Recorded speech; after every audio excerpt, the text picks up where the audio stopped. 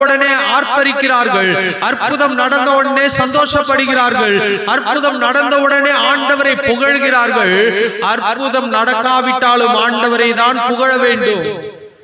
யாத்ராகமம் 15ஆம் அதிகாரத்தில் ஆரம்பத்துல பாருங்க, அப்போது மோசேயும் இஸ்ரவேல் புத்திரரும் கர்த்தரை புகழ்ந்து பாடின பாட்டு, கர்த்தரை பாடுவேன், அவர் மகிமையாய் வெற்றி சிறந்தார், குதிரையையும் குதிரை வீரரையும் கடலிலே தள்ளினார். அதுக்கு முந்தின அதிகாரத்துல நடக்கிற சம்பவம் எவ்வளவு அழகா பாட்டு பாடுறாங்க பாருங்க. மோசே ஜனங்கள் எல்லாம் பாட்டு பாடுறாங்க. கர்த்தர் என் பலனும் என் கீதமுமானவர், அவர் எனக்கு ரட்சிப்புமானவர், அவரே என் தேவன், அவருக்கு வாசஸ்தலத்தை ஆயத்தம் பண்ணுவேன், அவரே என் தகப்பனுடைய தேவன், அவரை உயர்த்துவேன், கர்த்தர் யுத்தத்தில் வல்லவர், கர்த்தர் என்பது அவருடைய நாமம். பார்வோனின் ரதங்களையும் அவன் சேனைகளையும் சமுத்திரத்திலே தள்ளிவிட்டார். அவனுடைய பிரதான அதிபதிகள் சிவந்த சமுத்திரத்திலே அமிழ்ந்து போனார்கள். ஆழி அவர்களை மூடிக்கொண்டது. கல்லை போல ஆழங்களில் என்ன பண்ணாங்களா? அமிழ்ந்து போனார்கள். கர்த்தாவே உம்முடைய வலதுகரம் பலத்தினால் மகத்துவம் சிறந்திருக்கிறது. கர்த்தாவே உம்முடைய வலதுகரம் பகஞ்சனை நொறுக்கிவிட்டது.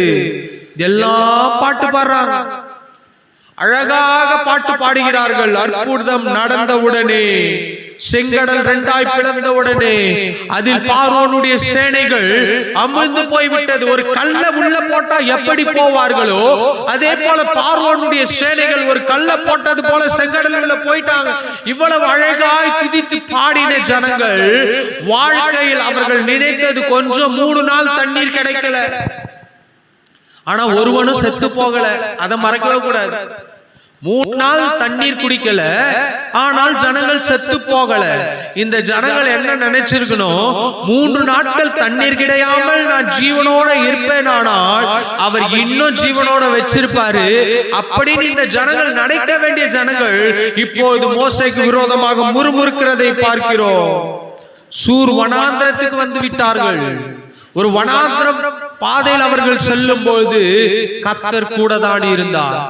செங்கடலை 2ஆய் பிளக்கும் போது இருந்த ஆண்டவர் வனாந்திரத்திலும் அவர்களோட இருந்தார் என்பதை அவர்கள் மறந்து விட்டதினால் அவர்கள் முறுமுறுக்க ஆரம்பிக்கிறார்கள், புலம்புகிறார்கள். இன்னைக்கு சில நேரம் நம்முடைய வாழ்க்கையில அற்புதங்களை பெற்றுக்கொண்ட நாம் ஆண்டவரை அதிகமாய் துதிக்கிறோம், ஆராதிக்கிறோம், உண்மைதான். அதை விட நாம் எதிர்பார்த்தது நடக்காவிட்டாலும், நாம் எதிர்பார்த்தது அவர் செய்யாவிட்டாலும், காலம் தாமதமானாலும், நிறைவேறாமல் போனாலும் அவரை துதித்து கொண்டிருப்பதுதான் அவருடைய சித்தமாயிருக்கிறது. அவரை